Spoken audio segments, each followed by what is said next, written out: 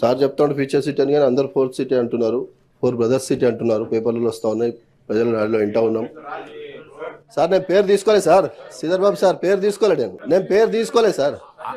Sir అసెంబ్లీలో బట్టలిప్పి కొడతా అన్న వాళ్ళకేమో రూల్స్ వర్తించవు, మాకు రూల్స్ హౌస్ లో మాత్రమే హౌజే అధ్యక్ష. బయట హౌస్ గురించి గౌరవప్రదమైన హోదాలో ఉన్న వాళ్ళు బట్టలు కూడా తీసుకొస్తామంటేనేమో అభ్యంతరం ఉండదు, రూల్స్ దానికి అభ్యంతరం ఉండదు అధ్యక్ష.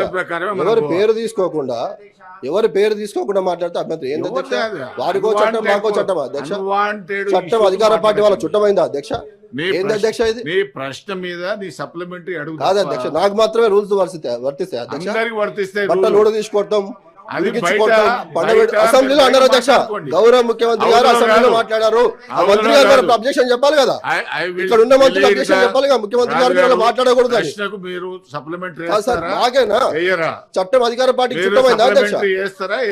అధ్యక్ష మీ అనుమతితో తప్పకుండా మాట్లాడతాను అధ్యక్ష, దానికి ఏమి ఇది లేదు. నేను ఏమంటున్నానంటే సరే మాకొక చట్టం వాళ్ళకొక చట్టం ఉంది.